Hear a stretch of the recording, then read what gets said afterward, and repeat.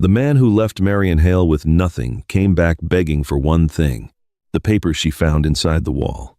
6 months earlier, Arthur Hale had walked out of divorce court smiling. After 38 years of marriage, he kept the house, the savings, the business, and the life Marion helped him build. What did he leave her? A dilapidated shack outside Marietta, Ohio. Broken windows, a sagging porch, rot in the walls, a door that barely locked. He called it worthless. He thought it would shame her. He thought a 64-year-old woman with no money, no home, and no one fully on her side would finally break. But Arthur made one mistake. He gave Marion the only place that still held the truth. Behind one rotting wall, she found a lockbox he never knew was there. And inside was proof that Arthur had started taking from her long before he ever asked for a divorce. Now he stood outside that same shack, his voice shaking. "Marion, please, don't do this. If you've ever seen a good woman get treated like she was nothing, don't let Marion disappear alone. Subscribe and stay with her. Because what she finds inside that shack doesn't just change her life, it exposes the man who thought he had erased her." Before Arthur Hale stood outside that shack, begging Marion not to expose him, he had spent years teaching her to doubt the value of her own life. Not with shouting, not with fists, with smaller things. A decision made without asking. A bank statement she never saw. A business folder moved from the kitchen drawer. A quiet correction at dinner when she spoke too freely. And because Marion had been married to him for 38 years, she had learned to call those things normal. Back when they first met, Arthur was not the man with lawyers, polished shoes, and a younger woman waiting in the hallway. He was a young contractor with a rented storage unit outside Marietta, Ohio, one old truck, and a flooring supply business that was always one late payment away from trouble. Marion was 26 then, sharp with numbers, careful with money, the kind of woman who could look at a stack of receipts and see where a whole month had gone wrong. She helped him after work, typing invoices at their kitchen table, calling customers who were late on payments, sorting supplier bills by due date, reminding Arthur which contractor owed him money and which one only made promises. Arthur used to smile then. He used to tell people, "Marion keeps this place from falling apart." And she believed him, because in those early years, he said it like praise. Then the business grew. One truck became 3. The storage unit became a warehouse. Arthur started wearing shirts with his company name stitched over the pocket. People in town began calling him a self-made man. Marion smiled when they said it. She did not correct them. By then, she had 2 children at home. Arthur's mother needing care, and a house that somehow became her full-time responsibility without anyone ever naming it work. Arthur said staying home made sense. Just for a while. That was the phrase. Just for a while. But a while became school lunches, doctor visits, parent-teacher meetings, grocery lists, client dinners, laundry before sunrise, and nights spent waiting for Arthur to come home too tired to hear about her day. Years passed that way. Not empty years. There were birthdays, Christmas mornings, Little League games, stormy nights when the power went out and the children slept on blankets in the living room. There had been laughter too. That was what made the betrayal harder. A bad marriage from the beginning is one kind of wound.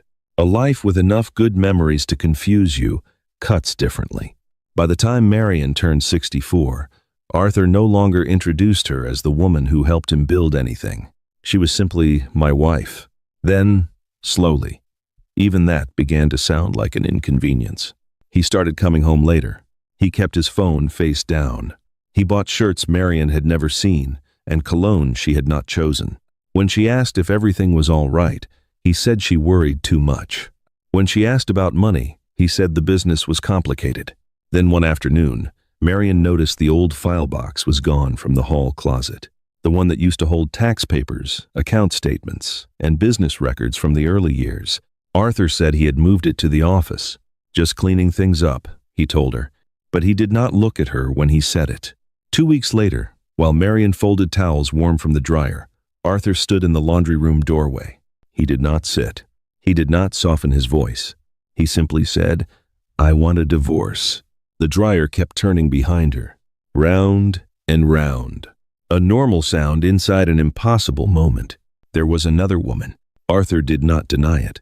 Her name was Tessa. She was younger, bright, ambitious. He said she made him feel alive again. Alive. That word stayed with Marion, because for 38 years, she had been the one making sure his life worked. And now he was telling her she had become the reason it didn't. But Marion still did not know the worst part.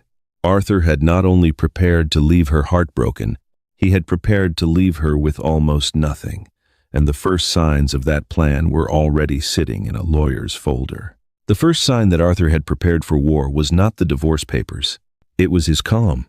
Marion noticed it in the days after he left the laundry room and moved into the guest bedroom. He did not pace. He did not apologize. He did not seem confused by the damage he had caused. He moved through the house like a man following a list. The next morning, he changed the password on the home computer. By Friday, the joint credit card had a lower limit. By Monday, the business mail stopped coming to the house. When Marion asked why, Arthur said his attorney wanted things clean. Clean. That was the word he used for removing her from the life she had helped hold together. The divorce meetings felt cold from the beginning. Arthur arrived with 2 attorneys. One older man with silver hair and a gentle voice.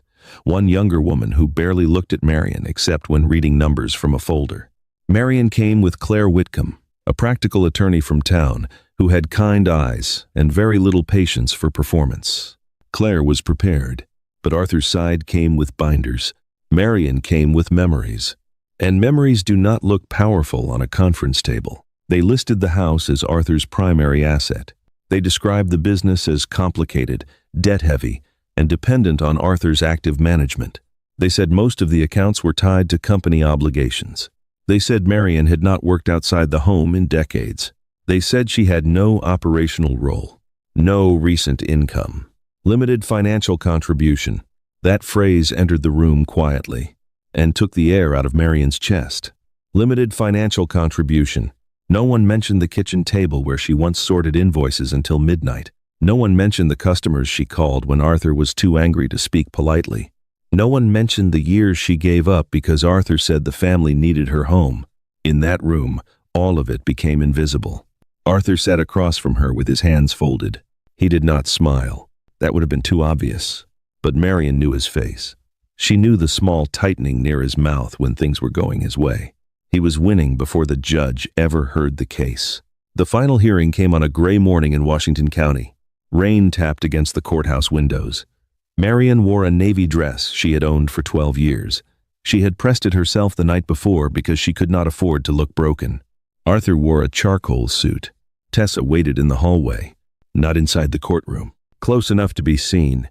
That was the kind of cruelty Arthur understood best. Not loud, not illegal, just placed where it would hurt. The judge reviewed the settlement. Arthur would keep the house. Arthur would keep the company.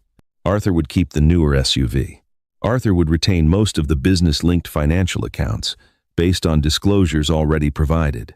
Marion would receive support. Enough to survive, not enough to feel safe. Then Arthur's older attorney cleared his throat. There is one additional property. Marion looked up. Claire turned a page. The attorney described a small rural structure outside Marietta, near Mill Creek Road. It had belonged to Arthur's late father. It had been vacant for years. No reliable heat, poor roof, minimal resale value. A shack, really. Arthur was willing to transfer it to Marion. As a gesture of goodwill, the attorney said. Marion turned toward Arthur. This time, he smiled. Only a little, only enough for her. The message was clear. Here is what you are worth. A place nobody wants. A place that might collapse before winter. A place with your name on it only because I have no use for it. Claire leaned closer.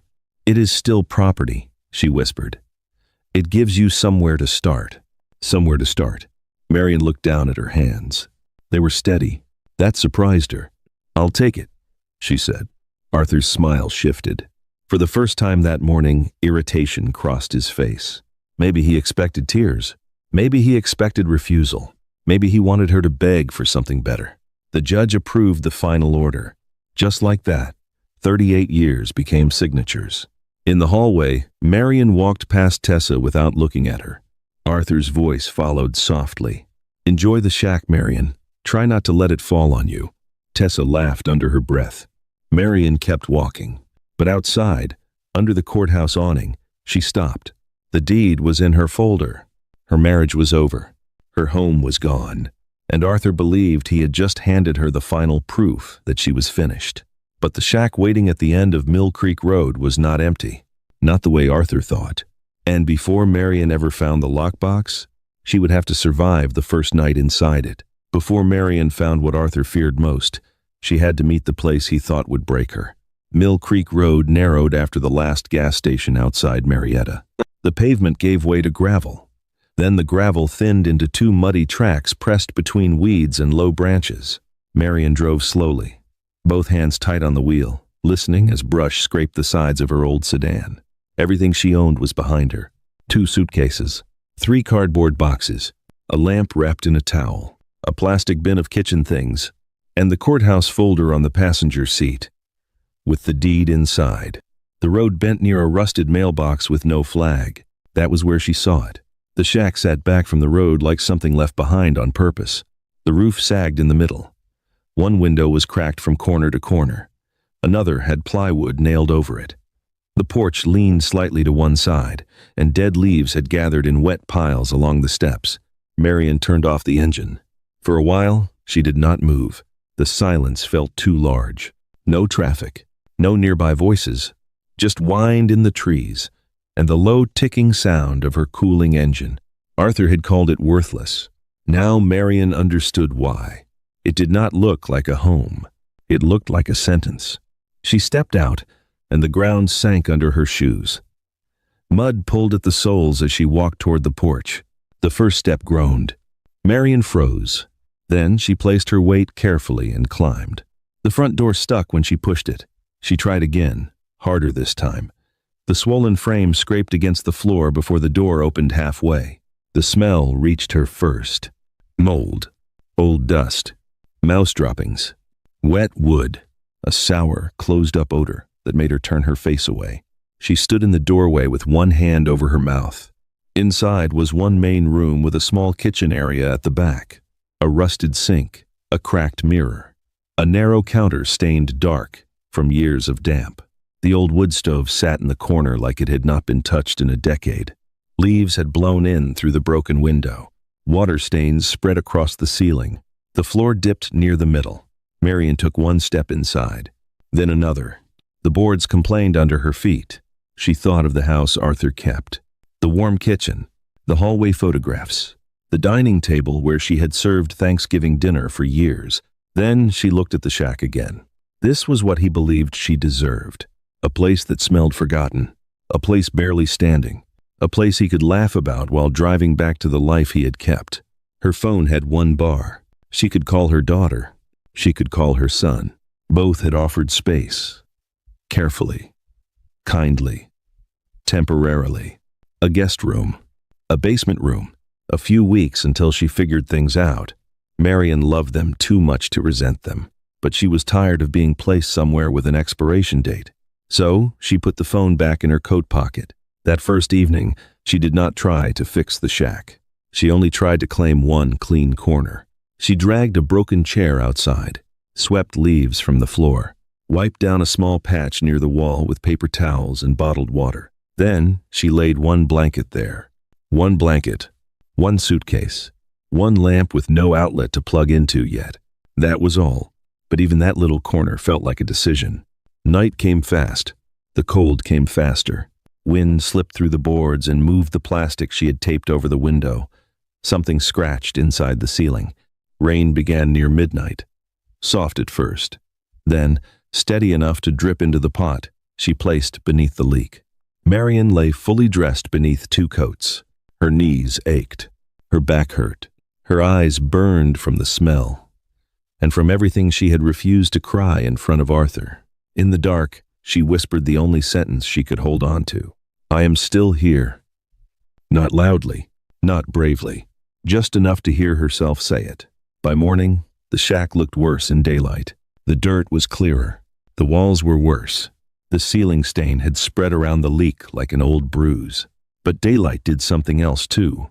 It made the place less like a nightmare and more like work.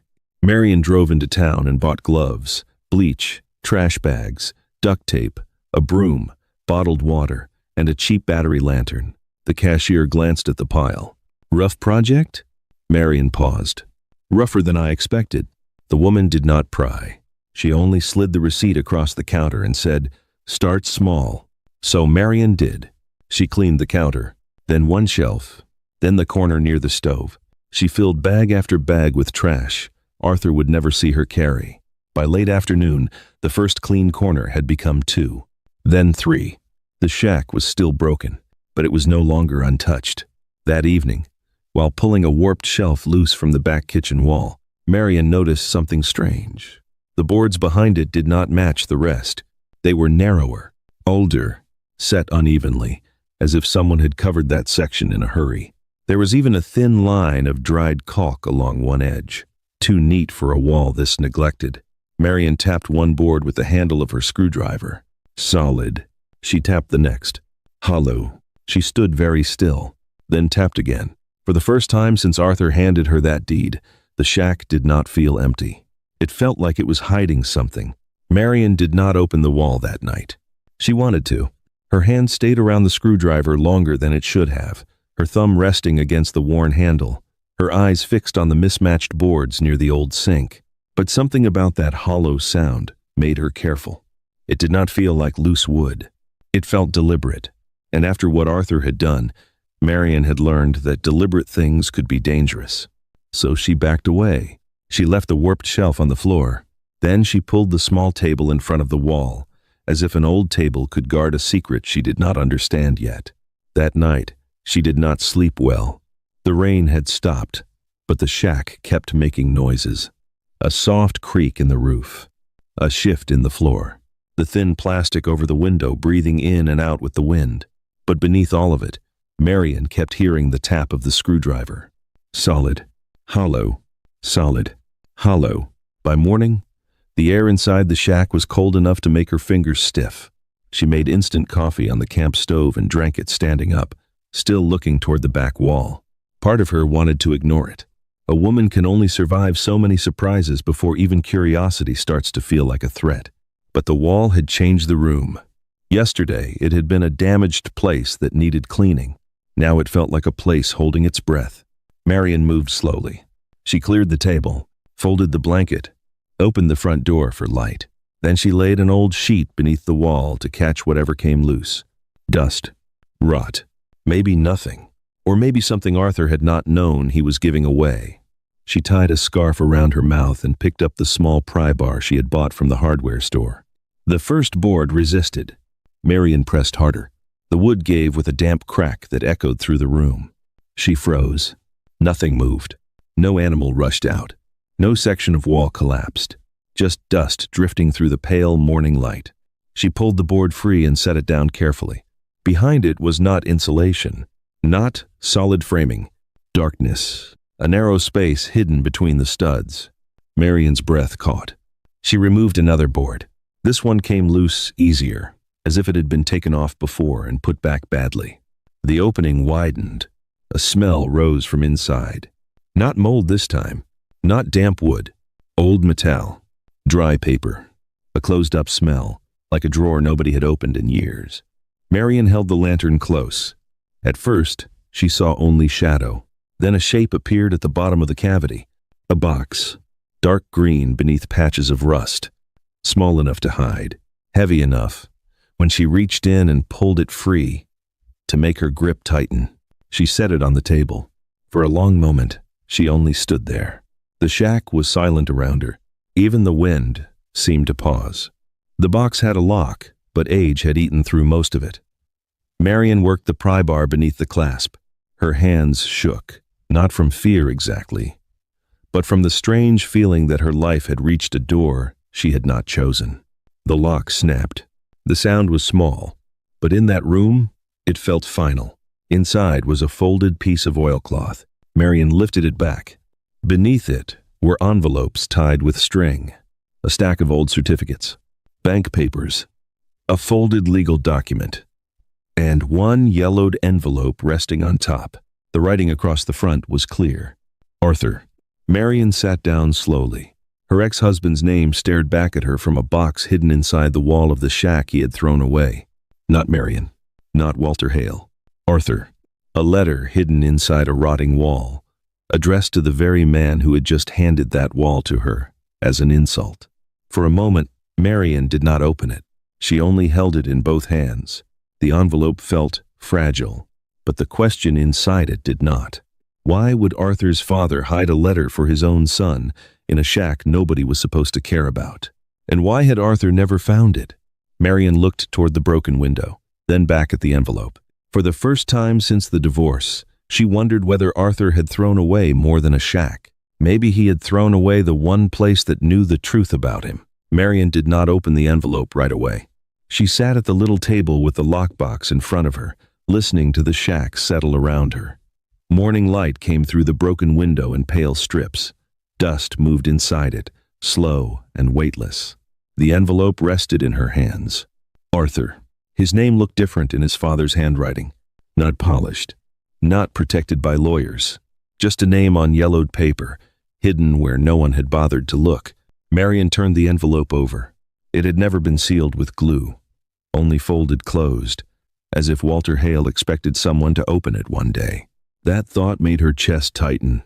Walter had been a hard man, quiet, watchful, not warm in the way people usually mean. At family dinners, he had mostly sat at the end of the table, listening more than speaking. Marion used to think he barely noticed her. Now she was not so sure. She unfolded the letter carefully. The paper crackled under her fingers. The first line was simple. Arthur, if you are reading this, then either I waited too long to say it, or you waited too long to listen. Marion stopped. Outside, a crow called from somewhere beyond the trees. She read on. Walter wrote about the early years of Arthur's business, the rented storage unit, the unpaid invoices, the weeks when the company survived only because someone kept the books straight and the creditors calm. He did not name Marion immediately, but she knew. She could see that old kitchen table again. Arthur pacing. Receipts spread across the wood. A baby monitor on the counter. Marion adding numbers while dinner cooled beside her. Then Walter's words changed.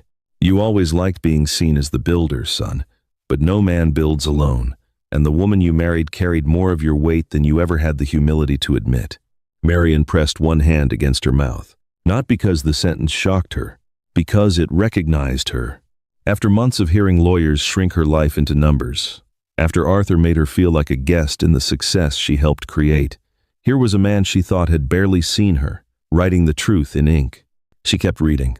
Walter said he had watched Arthur become proud, watched him confuse success with superiority, watched him speak over Marion in rooms where she knew more than he did. He wrote that money had a way of revealing people, not changing them. Then came the sentence that made Marion lower the paper to her lap. If you ever cast Marion aside and call her contribution nothing, then what I left in this box should remind you what you took and what you tried to hide. The shack seemed to grow quieter. Marion looked at the lockbox again. The old certificates, the bank envelopes, the folded legal document. Until that moment, she had thought she had found Arthur's family secret. Now she understood something worse. Walter had expected this. Maybe not the exact day. Maybe not the courthouse. Maybe not Tessa waiting in the hallway with perfume and a careful smile. But he had known enough about his son to hide the truth where pride might never look. Marion picked up one of the bank envelopes. Her hands moved slowly now. Inside was a statement from years earlier. Then another. Then a document with Arthur's signature near the bottom. She did not understand every line, but she recognized enough. Dates, transfer amounts, a trust account tied to Walter's estate, a business-linked holding Marion had never heard mentioned during the divorce. One page was newer than the rest, too new to be forgotten history. The date sat only 4 months before Arthur asked for the divorce. Marion read it twice, then a third time. A transfer had been made from one account to another. Arthur's signature approved it. The receiving account was not in the paperwork Claire had shown her in court. Marion felt something cold move through her. Not fear, not exactly. More like the first clear shape of a question she had been too hurt to ask before. Had Arthur simply left her? Or had he planned to leave her poor? She reached for another envelope, This one held old stock certificates, some brittle at the edges, stamped with company names she did not recognize. There was also a folded copy of Walter's will, with handwritten notes in the margin. On one note, Marion saw her own name, not as wife, not as dependent, as witness, as contributor, as someone Walter believed should have been protected. Her eyes blurred then. She let the paper rest on the table and looked around the shack. The cracked mirror, the rusted sink, the broken window taped against the cold. Arthur had given her this place to humiliate her, but his father had hidden something inside it that made humiliation impossible to hold the same way. Because if Walter's letter was true, then Marion had not been left with trash. She had been left with evidence. She folded the letter carefully and placed it back on the table. Then she gathered every document from the box, one by one, and stacked them in neat piles. Old certificates, bank records, legal papers, Walter's letter. By the time she finished, her coffee had gone cold. Marion did not care. She was staring at Arthur's signature again, a signature he had placed months before he ever told her the marriage was over. And for the first time, the question was no longer whether Arthur had betrayed her. The question was how long he had been preparing to get away with it. Marion did not take the papers to Arthur. That was the first decision that changed everything. For 38 years, her instinct had been to bring problems to him first. A bill that looked wrong, a notice from the bank, a customer complaint that arrived at the house by mistake. Arthur handled things. That was what he always said. But standing in that shack, with his signature in front of her and Walter Hale's letter beside it, Marion understood something she should have understood much sooner. Arthur had not handled things. He had hidden them, so she did not call him. She found an old grocery bag under the sink, wrapped the lockbox in a towel, and placed the documents inside a folder from the courthouse. Then she drove back toward Marietta, with both hands tight on the wheel. The road felt different now. Yesterday, it had led to a punishment. Today, it led to an answer. Her first stop was the small credit union on Front Street, a brick building between a pharmacy and a hardware store. She had opened a checking account there after the divorce because the woman at the counter had spoken to her like a person, not a problem. That morning, Marion asked for Samuel Pike. Samuel was semi-retired, with silver hair, careful hands, and the quiet patience of a man who had spent 40 years reading documents people barely understood. He led her to a desk near the back. "What do you need me to look at?" he asked. Marion placed the folder down. "Something I found in an old wall." Samuel did not smile. He only put on his glasses. That helped Marion trust him. People who rushed to react often missed what mattered. He looked at the stock certificates first, un by un. He read the company names, the issue dates, the stamps, the signatures. Some made him nod slightly. Others made him pause. "These may take research," he said. "Some old certificates turn into nothing. Some follow mergers. Some surprise people." Marion waited. Her hands were folded in her lap. Then Samuel opened the bank envelopes. The room seemed to change around him. Not loudly. Nothing dramatic happened, but his shoulders settled differently. His eyes slowed down. He turned one page back, then forward again, as if checking whether the dates said what he thought they said. Mrs. Hale. Marion looked up. "Were these accounts disclosed during your divorce?" "No." "Are you certain?" She almost laughed. Not because it was funny, because after sitting in that courthouse, listening to strangers decide the value of her life, she would never forget what had been listed. "I'm certain." Samuel tapped one page with his finger. "This transfer was made 4 months before the filing." "I saw that." "And this one moved into a trust connected to his father's estate." Marion swallowed. "What does that mean?" Samuel removed his glasses. "It means I'm not the person who should answer that alone." He wrote a name on the back of his business card. "Claire Whitcomb. She has an office above Miller's Pharmacy," he said. "She's not loud, she's not flashy. That's good. Take these to her." Marion reached for the folder. Samuel did not let go right away. "And Marion," it was the first time he used her first name, "do not show these to Arthur. Do not keep the originals in the shack. And do not assume a frightened man will behave like a fair one." The words followed her all the way to Claire Whitcomb's office. The stairs above the pharmacy were narrow. They smelled faintly of dust, coffee, and old wood polish. Claire's name was painted on a frosted glass door in letters that had begun to chip around the edges. Claire was in her late 50s, with dark reading glasses and a face that did not waste expression. She listened without interrupting. Marion told her only what mattered. The divorce, the shack, the wall, the box, the letter. Then Claire read.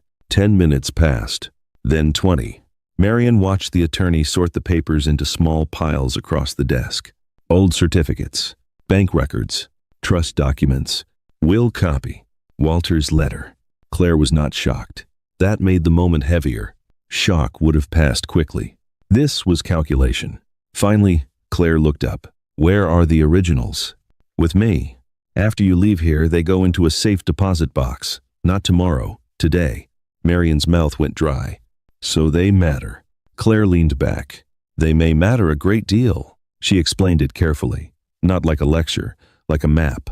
If Arthur moved marital assets before filing for divorce, if those assets should have been disclosed, if the court relied on incomplete financial statements, then parts of the settlement could be challenged. There could be discovery. There could be sanctions.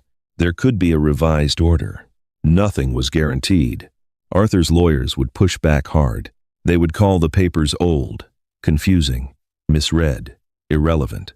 They might even say Marion was bitter and trying to punish him. At that, Marion looked down. The old shame rose quickly. Claire noticed. Listen to me, she said. Being hurt does not make you wrong. Marion looked up. Claire pointed to the documents. We follow the paper, not the emotion, not his version, the paper. For the first time in months, Marion felt something steady beneath her fear. Not victory, not yet, but ground. Claire made copies of everything. Samuel helped her open a safe deposit box before closing time. Marion placed the originals inside with both hands, as carefully as if she were setting down something alive. When the metal drawer slid shut, the sound was small, but Marion felt it in her chest. Arthur could not laugh this away. Not easily. Not anymore. That evening, back at the shack, her phone lit up on the table. Arthur's name appeared on the screen. Marion stared at it. One ring, then another, then another. Somehow, he already knew something had changed. Arthur's name stayed on the screen until the ringing stopped. Marion did not touch the phone. She stood beside the table in the dim light of the shack, still wearing the coat she had not taken off since coming back from town. The room was quiet, too quiet. Then the phone rang again. Arthur Hale. For 38 years, that name had trained a response into her body. Answer. Listen. Explain. Smooth things over. But Marion looked at the phone and let it ring. When it stopped, the silence felt different. Not peaceful, not yet. But hers? A minute later, the first message came. Marion, call me. We need to talk. No apology. No question. A command wearing ordinary clothes. She sent it to Claire. The second message came 10 minutes later. Whatever you think you found, those are Hale family documents. You do not understand what you're dealing with. Marion read that one twice. Not because it scared her, because it told her something. Arthur knew enough to be worried. By morning, there were 3 missed calls and another text. We can handle this privately. No need to embarrass everyone. Marion sat at the little table with a cup of coffee between her hands. Everyone. That word almost made her smile. Arthur did not mean everyone. He meant himself. For years, Marion had protected him from embarrassment. She had softened his sharp comments after dinners, covered for his missed birthdays, smiled through awkward moments when he corrected her in front of people who knew less than she did. Now he wanted one last favor. Silence. Claire called before noon. Do not respond, she said. Not directly, not emotionally, not at all unless I tell you. He sounds scared, Marion said. He should be careful, Claire replied. There's a difference. That afternoon, Marion tried to keep working. She swept the porch, carried 2 broken boards to the burn pile, washed the inside of the kitchen window until the glass gave back a little more light. But every sound from the road made her look up. A truck, a branch, a crow landing on the rusted mailbox. Fear is strange when it comes late. It does not always arrive as panic.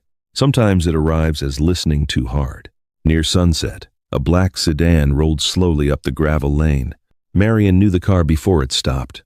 Arthur stepped out in a dark coat, looking at the shack as if the building had personally insulted him. He glanced at the muddy yard, the patched window, the porch Marion had cleared of leaves. Then he looked at her. She was standing in the doorway, not hiding, not inviting him in, just standing. "You're really living here," he said. Marion kept one hand on the doorframe. "Yes, this place isn't safe. It's safer than it was." Arthur looked irritated by that answer. He took a step closer. "I came because you won't answer your phone. I was advised not to." His jaw tightened. "So now you're taking legal advice from some small-town lawyer?" "She reads papers carefully." That landed harder than Marion expected. Arthur looked away. For a moment, neither of them spoke. The evening air smelled of wet leaves and wood smoke from somewhere far off. The porch light flickered once above Marion's head. Arthur adjusted his coat. "Those documents belonged to my father. They were hidden in a wall of property you gave me. That doesn't make them yours." "No," Marion said, "but it does make me wonder why they were hidden." His eyes came back to her face. There it was, the flash of anger, then caution. He had not expected her to say that. For years, Marion had asked questions softly enough for Arthur to step around them. Now there was nowhere for him to step. He tried a different tone. "Marion, I know you're hurt." The words sounded practiced. "This divorce has been difficult for both of us." She almost laughed then, not loudly, just a small breath through her nose. Arthur heard it. His face changed. "I'm trying to be reasonable," he said. "No," Marion answered. "You're trying to be private." He looked past her into the shack. The table was visible behind her, but the papers were not there. The folder was gone. The box was gone. The originals were locked away in town. For the first time since he arrived, Arthur looked uncertain. "Where are they?" he asked. Marion did not pretend not to understand. "Safe." "With Claire?" "Safe," she repeated. The words seemed to move through him. His shoulders dropped just slightly. Then came the Arthur she remembered, the one who knew how to find guilt and press on it. "Think about the children," he said. "Do you want them dragged through this?" Marion's fingers tightened against the doorframe. He saw it. So he continued. "You start making accusations, and people get hurt. Employees, families, the business, everything we built. Everything we built." That phrase passed between them like a match struck in the dark. Marion looked at him carefully. "You said I didn't build it."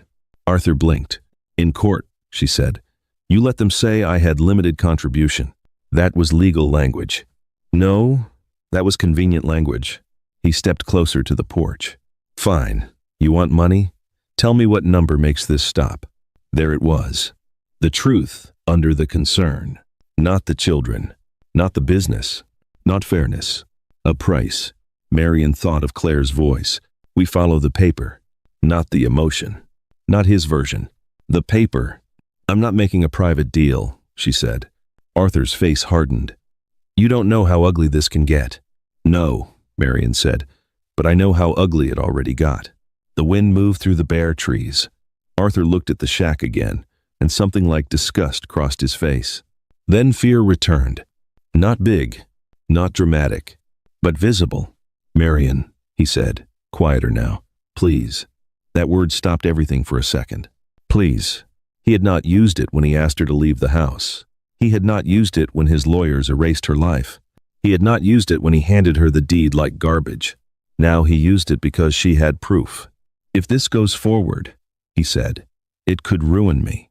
Marion looked at the man she had spent nearly 4 decades trying to understand, and for the first time, she did not feel responsible for his fear.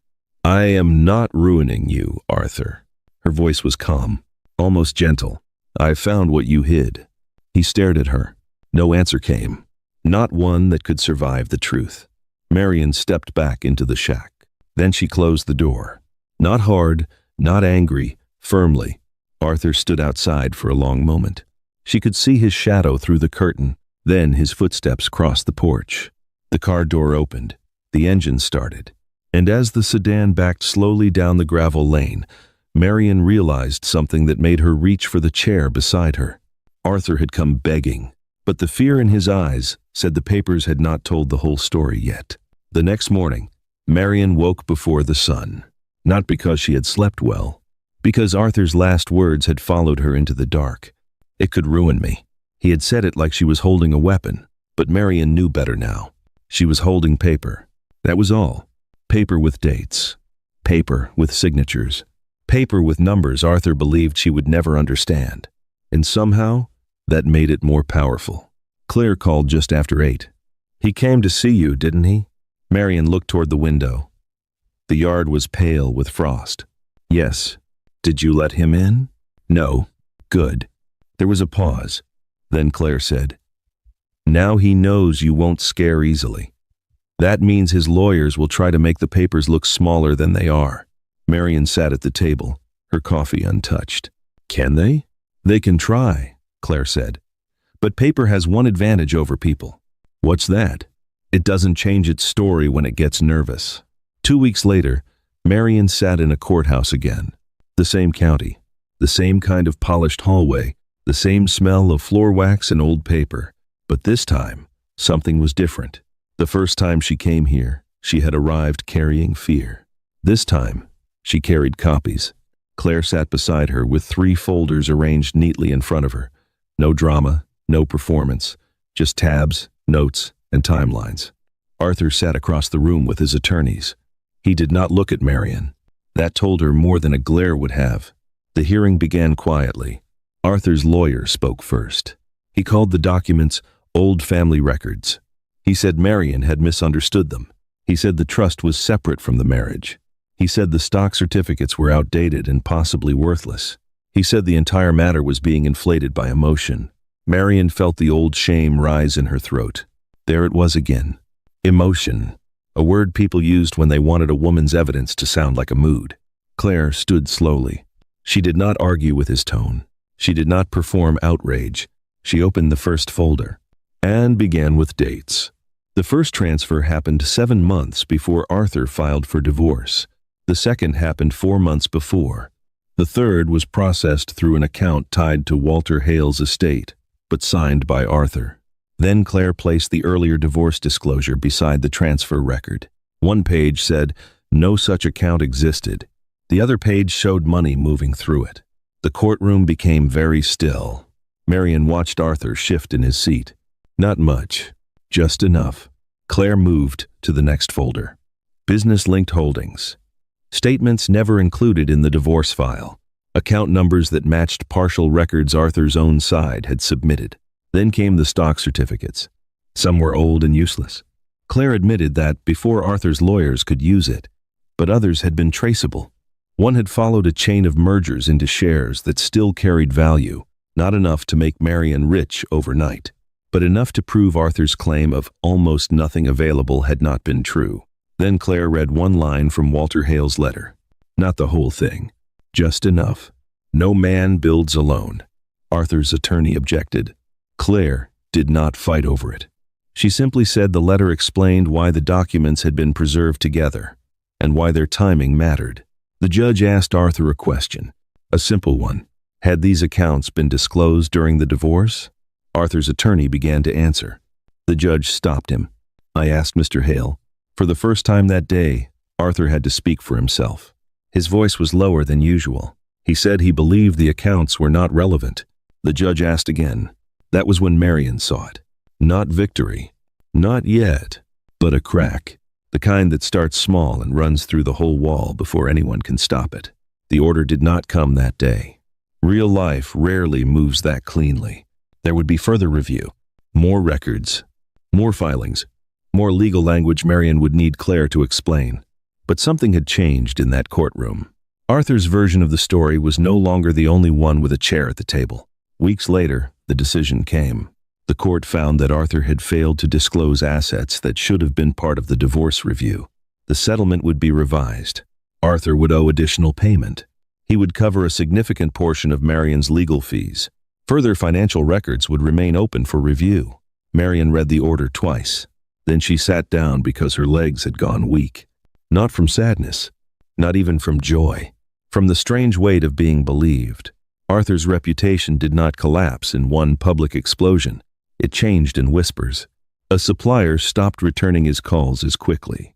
A banker asked sharper questions. Tessa disappeared from his side before the next hearing. People in town did what people in towns do. They noticed, but Marion did not celebrate his embarrassment. That would have tied her freedom too closely to his fall. Instead, she drove back to the shack with the court order folded on the passenger seat. The same road, the same trees, the same narrow turn near the rusted mailbox. Only this time, when the shack came into view, Marion did not see Arthur's insult first. She saw the porch she had swept, the window she had taped, the wall that had opened, and the door that still stuck, but now opened to something that was finally hers. By sunset, she stood inside the room with the court order in her hand. The shack was quiet. But this time, the quiet did not feel empty. It felt like the beginning of a life Arthur could no longer write for her. The first thing Marion fixed after the court order was not the roof. It was the porch step, the same step that had groaned under her weight the first day she arrived. The same step Arthur had crossed when he came asking for silence. The same step Marion had stood behind when she told him she had found what he hid. It was a small repair. 3 boards, a box of screws, 1 borrowed drill from a neighbor named Lewis Pike, a retired lineman who lived half a mile down the road and spoke in short sentences that somehow never felt rude. He showed Marion how to measure twice, how to brace the wood before fastening it, how to lean her weight into the drill without fighting it. When the step finally held firm beneath her foot, Marion stood on it longer than necessary, not smiling yet, just feeling it. Something that had once threatened to give way beneath her, now held. That became the pattern, not a dramatic transformation, not a miracle renovation. Piece by piece, a roofer patched the worst leak over the stove. Lewis helped her replace the soft floorboards near the sink. Marion painted the front door a deep blue because she was tired of looking at peeling green paint that reminded her of rot. She washed the windows until the light came through clean. She bought 2 clay pots from the hardware store and planted marigolds beside the porch rail. The shack still looked plain from the road, weathered, small, easy to miss if you did not know what had happened there. But inside, it began to feel less like the place Arthur had left behind, and more like the place Marion had chosen to stay. The corrected settlement did not make her careless. That mattered. She did not run out and buy a new life all at once. She paid Claire. She set money aside. She bought a reliable used car with good tires and no strange noise under the hood. Then she made a list. Heat, roof, floor, door lock, savings. Every item checked off felt better than revenge. Revenge burned hot and disappeared. Security stayed. Her daughter, Elise, came on a Saturday afternoon with a casserole wrapped in foil and guilt she did not know how to carry. She stood in the middle of the room, looking at the clean curtains, the repaired wall, the small table, the kettle on the stove. "It's different," Elise said. Marion took the casserole from her hands. "So am I." Elise looked down. For a while, neither of them spoke. Then Elise said the thing Marion did not know she had been waiting to hear. "I thought staying neutral was fair." Marion placed the casserole on the counter. Elise's voice thinned. "But I think maybe neutral only helped Dad." Marion did not rush to comfort her. Some truths need to stand in the room for a moment. Finally, Marion said, "You were trying not to lose either parent." Elise wiped her cheek. "And I almost lost you anyway." That was when Marion reached for her, not because everything was repaired, because a beginning had been offered. Her son, Nolan, came the following week. He did not bring many words. Nolan never had. He brought a toolbox, 2 bags of groceries, and a new porch light. He installed it without making a speech. But before he left, he stood by the blue door and looked at the lock. "This one's solid," he said. Marion nodded. It needed to be. Nolan's jaw moved slightly. Then he hugged her, longer than usual. When he pulled away, his eyes were wet, but he did not explain them. "I'm proud of you, Mom," he said. Marion carried those words carefully after he left. Not as proof of her worth. She had learned not to need that from anyone, but as proof that love could still grow in places where silence had done damage. Word traveled in Mill Creek. Not the full story. Marion did not give people every detail. She had learned the difference between privacy and shame. But enough was known. Arthur Hale had left his wife with a shack. She found papers inside. The court made him pay what he had tried to keep. At first, people came with curiosity. Then came the women. A widow from church with a folder of insurance papers she did not understand. A grocery clerk whose husband handled every account. A 70-year-old neighbor whose nephew wanted her to sign something just to make things easier. Marion always said the same thing first. "I'm not a lawyer." Then she made tea. Then she helped them sort what they had. Bank statements in one pile. House papers in another. Names on accounts. Dates. Signatures. Questions to ask before signing anything. The little table where Marion had first opened Walter Hale's letter became a place where other women opened their own envelopes. Some came embarrassed. Some came angry. Some came scared. Marion never made them feel foolish.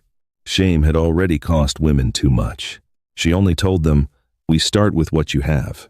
By winter, the shack had a working heater, a stronger roof, and a porch light that glowed warm against the dark road. One evening, Marion stood outside after helping a woman named Beverly organize 20 years of papers from a marriage she was afraid to question.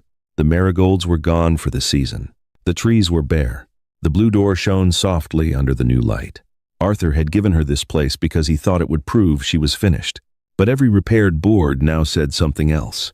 Not loudly. Not for him. For her, this was no longer the shack he left her with.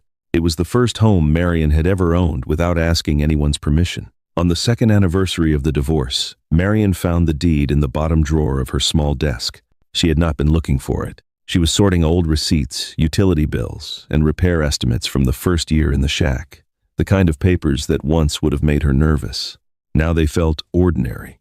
Manageable. Hers. The deed was folded inside the same courthouse folder she had carried out under the rain that day. The edges had softened. One corner was bent. Her name was printed near the top. Marion Hale, owner. She sat back in the chair and read that word twice. Owner. The first time she saw it, it had felt like a cruel joke. A legal way of saying Arthur had given her the thing nobody wanted.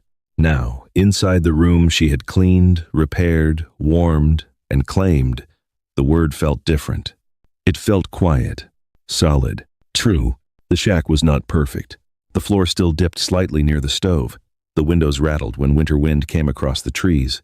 The roof had one stubborn spot that needed checking after heavy rain. But it held. That mattered to Marion. It held heat. It held light. It held laughter now when Elise came over with food and stayed too long at the kitchen table. It held Nolan's quiet footsteps when he stopped by to fix something that did not always need fixing. It held women from town who arrived with folders pressed to their chests and fear hidden behind polite smiles. Women who had spent 30, 40, sometimes 50 years trusting someone else to understand the paperwork. Women who whispered things like, "I don't know whose name is on the account. I signed something years ago. My husband says I don't need to worry about it. My son told me this is just easier." Marion never made them feel small. She knew what that felt like. She knew how shame could keep a woman silent until silence became expensive. So she made tea. She cleared the table. She said the same sentence every time. "We start with what you have. Not what you lost. Not what you should have known. Not what someone made you feel foolish for asking. What you have. A bill. A deed. A bank envelope. A memory of a signature. A question that would not leave you alone." That was enough to begin. Sometimes, after they left, Marion would stand by the wall where the lockbox had been hidden. The wall was smooth now, freshly painted, safe, but she knew what had once been behind it. Paper, ink, proof, and a letter from a hard old man who had seen what his own son refused to honor. For a long time, Marion thought what she found in that wall had saved her because it gave her money. But money was only part of it. Money repaired the roof. Money paid Claire. Money bought the used car with tires that did not shake on the highway. Money let Marion sleep without counting every dollar before the end of the month. But the real thing hidden in that wall was not money. It was confirmation that she had not imagined her own labor, that she had not invented her own importance, that the years she gave had weight, even when Arthur tried to call them nothing. And maybe that was why Arthur's begging no longer lived in her mind the way it once had. At first, she replayed it often. His voice outside the door, his muddy shoes, the fear in his face when she said the originals were safe. But over time, that memory lost its grip. Not because what he did stopped mattering. It mattered. It always would. But his regret was not the center of her life anymore. His fear was not her victory. Her victory was this: a blue door that locked, a porch step that held, a table where other women learned to ask better questions, a life that no longer required her to shrink so a man could feel larger. That evening, Marion carried the deed outside and sat on the porch. The air was cool. The trees had gone dark at the edges. Somewhere down the road, a dog barked once and then went quiet. The porch light Nolan installed glowed above her. Marion looked at the paper in her hands and thought about the day Arthur gave it to her. He thought he was handing her an ending, a place to disappear, a place to be ashamed, a place that proved she had been left with nothing. But Arthur had been wrong about the shack, wrong about his father, wrong about the wall. Most of all, he had been wrong about Marion, because the woman he expected to break had learned how to stand still long enough to hear the hollow place. Then open it, then face what came out. She folded the deed carefully and held it against her lap. For the first time in years, Marion did not feel like someone waiting to be chosen, forgiven, protected, or explained. She felt present, rooted, enough. And as the porch held beneath her feet, she understood the truth that had taken 64 years, one divorce, one broken shack, and one hidden box to finally reach her. Sometimes people leave you with what they think is worthless because they never had the wisdom to see what it could become in the right hands. And sometimes the thing they use to humiliate you becomes the very place where your life begins again. If Marion's story moved you, give this video a like and subscribe for more stories about people who were counted out too soon. And tell me in the comments, what would you have done if you found the papers Marion found?